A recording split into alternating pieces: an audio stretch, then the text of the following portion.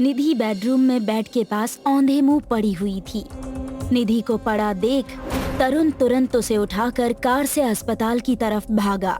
निधि को emergency ward में भर्ती कराकर इलाज शुरू किया गया। लगभग 1 घंटे बाद डॉक्टर माधव बाहर आए। माधव जो पेशे से एक डॉक्टर और वरुण का सच्चा दोस्त था। अरे बेपरवाही की भी हद होती है तरुण। भाभी का 6वां महीना चल रहा है और तू उन्हें ऐसी हालत में अकेला छोड़कर गया। आखिर ऐसा कौन सा जरूरी काम आ गया था? तू अपनी माँ को यहाँ क्यों नहीं बुला लेता? आंसुओं से भरे चेहरे के साथ तरुण और फूट फूट कर रोने लगा। बस अब ज्यादा इमोशनल होने की जरूरत नहीं है। अभी भाभी को ज्यादा केयर की जरूरत है। तुम्हारे भी बहुत बार आने को कहा लेकिन मैं मना ही करता रहा। लेकिन अब नहीं, मैं अब निधि को अकेला नहीं छोड़ूंगा। आज ही मैं और निधि गांव चले जाएंगे। वैसे भी माँ बता रही थी वहां भी कुछ ही दिन पहले एक प्राइवेट हॉस्पिटल खुला है। मुझे भी ऐसा ही लगता है तरुण कि तुझे ऐसा ही करना चाहिए। तू भाभी को गांव छोड़ा। इधर निधि को होश आते ही तरुण ने बताया कि हम गांव चल रहे हैं। गांव का नाम लेते ही निधि चहक उठी। वो तो कब से कह रही थी कि गांव चलते हैं, लेकिन तरुण ही नहीं मान रहा था। वो शाम को ही चल पड़ा अपने पुश्तैनी गांव की ओर, काला डेरा। कार में बैठी निधि काला डेरा गांव का नाम यूट्यूब पर सर्च करके वीडियोस देखने लगी। जी हाँ, सच सुना है आपने। इस भूतहा वीरान खंडहर के किस्से पुराने राजस्थान में मशहूर है। और देखिए यहाँ की सबसे डरावनी भूतहा और खौफनाक हवेली। अरे बस भी करो निधि, ये क्या देख रही हो यूट्यूब पर? भूतिया वीरान खंडहर? कुछ नहीं तरुण, इससे लंबा सफर आसानी से कट जाएगा। वैसे क्या तुम इन भूत प्रेत की बातों पर विश्वास करते हो? शायद हाँ भी और ना भी। तरुण ने निधि की बात का जवाब दिया ही था कि अचानक उसकी कार के सामने एक पागल सा दिखने वाला भिखारी आकर खड़ा हो गया और चिल्लाने लगा। तरुण अपनी कार से बाहर निकला। अरे ये क्या बदतमीजी! अंधे हो क्या? तुम्हें दिखाई नहीं देता अगर मैं सही टाइम पर ब्रेक नहीं मारता तो तुम गाड़ी के नीचे आ जाते। मैं पागल नहीं हूँ साहब, लेकिन लोग मुझे पागल समझते हैं। अंधेरा होने को है साहब, वापस लौट जाओ। आज अमावस की काली रात है। आज की रात वो जिंदा हो जाती है साहब। बकवास मत करो और रास्ते से हट जाओ। तुम वाकई पागल आदमी हो यार। अरे साहब, मुझे जिन जिन लोगों ने पागल समझा है ना, वो अब इस दुनिया में नहीं है। मेरी बात मानो और लौट जाओ। तुम भी और लोगों की तरह मरोगे समझना। मेरा काम था तुम्हें बताना, बाकी तुम्हारी मर्जी साहब। इतना कहकर वो पागल भिखारी बड़ी फुर्ती से वहाँ से चला गया और तरुण दोबारा गाड़ी में बैठकर ड्राइव करने लगा। कैसा अजीब आदमी था। मैं तो उसे देखकर बुरी तरह से डर गई थी। हाँ निधि, उस भिखारी ने मेरा अच्छा खासा मूड खराब कर दिया। चलो छोड़ो, अपना मूड ठीक करो। अच्छा तो ये बताओ, मैं कह रही थी कि क्या तुम इन भूत प्रेत की कहानियों पर यकीन करते हो या नहीं? अरे मैंने तुम्हें कहा तो था, शायद हाँ और शायद नहीं। कुछ कह नहीं सकता। सच कहूँ तो मैंने इस बारे में कभी ज्यादा सोचा नहीं। क्या हाँ हूँ हमेशा?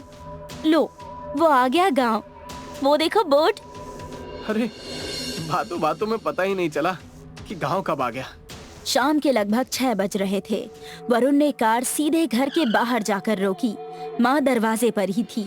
जाते ही दोनों ने माँ के पैर छुए। माँ ने कहा, क्या तरुण, हम पहले ही कह रहे थे, आजा बहू को लेके। इस वक्त औरतों को देख रेख की जरूरत होती है। और एक रहस्यमयी मुस्कान निधि के उभरे पेट पर करते हुए उसे अंदर बुलाया। माँ बाबूजी कहाँ हैं? नजर नहीं आ रहे। और आस पड़ोस में भी काफी शांति है। वो खेत की रखवाली के वास्ते गए हैं, सुबह तक आ जाएंगे। तुम दोनों हाथ मुंह धो लो, मैं खाना लगाती हूँ। कहकर तरुण की माँ रसोई में चली गई। तरुण को पूरा घर भी पहले से अलग दिख रहा था। नया रंग रोगन, नया सोफा और टीवी का होना तरुण को खटका, क्योंकि माँ और बाबूजी को ये सब पसंद नहीं था। तरुण ने माँ से पूछा, टीवी देखना कब से चालू कर दिया माँ? अरे जमाने के साथ चलने लगे हैं। तूने जो पैसा भेजा था उसी से मंगवाया है ये, किशन के छोरे से। अरे वो भी तो शहर में काम करे है। तरुण को कुछ अजीब सा लग रहा था। कुछ देर बाद तरुण और निधि खाना खाकर सो गए। रात के 12 बज रहे थे। किसी ने तरुण निधि के कमरे का दरवाजा खोला। अचानक निधि को उसके पेट पर खुरदरा स्पर्श महसूस हुआ। पहले तो लगा कि तरुण का हाथ होगा, लेकिन कुछ हल्की सी चुभन महसूस हुई तो उसने आंखें खोली। सामने तरुण की माँ थी, लेकिन उनका आधा शरीर जला हुआ था। हाथ पर जलने के बाद जैसे फोड़े निकल आए हो वैसे हाथ हो गए थे। वो चीखी मगर उसकी आवाज नहीं निकली। निधि बेहोश हो गई और इन सब से तरुण अब तक अनजान था। सुबह हो गई। तरुण उठा तो देखा कि निधि अब तक सो रही थी। वो उसे उठाने लगा, मगर जैसे ही तरुण की माँ ने निधि को हाथ लगाया, निधि ने एक चीख के साथ उन्हें दूर कर दिया। दूर रहो मुझसे, दूर दूर रहो। ये क्या बदतमीजी है? माँ से ऐसे बात करते हैं क्या? ये आपकी माँ नहीं, कोई चुड़ैल है। रात को। निधि की बात काटते हुए तरुण गुस्से में हाथ उठाने ही वाला होता है कि उसका फोन घनघनाया। बात करने के लिए तरुण गुस्से से बाहर निकल गया, लेकिन जब तरुण ने नंबर देखा तो उसकी आंखें फटी की फटी रह गई। माँ कॉलिंग फ्लैश हो रहा था। अरे माँ तो अंदर है, तो मोबाइल पर ये कौन? तरुण ने कॉल उठाया। बेटा, अभी तक आए ही नहीं। कहाँ हो तुम दोनों? कहा था कि कल ही आ जाओगे और अभी तक नहीं आए।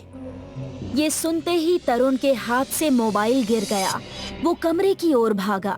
अंदर का नजारा देखकर उसके रोंगटे खड़े हो गए। कुछ देर पहले जो औरत माँ के रूप में थी, वो अपने भयानक रूप में आ गई थी। लंबे लंबे नाखून और चमड़ी की जगह फोड़े जिनसे लहू बह रहे थे। रुक जाओ तुम, रुक जाओ तुम, वरना अच्छा नहीं होगा। हमसे क्या चाहती हो तुम? निधि उसकी गिरफ्त में थी। देखते ही देखते सारा घर खंडहर में तब्दील हो गया। दीवारों पर रंग रोगन की जगह दीमकों ने ले ली। फर्नीचर, लाइट्स वगैरह सब गायब। उसने अपने नुकीले पंजे निधि के पेट में गाड़ दिए और निधि की गर्दन उखाड़ दी और कुछ ही क्षण में उसका खून पीकर उसका मांस खाने लगी।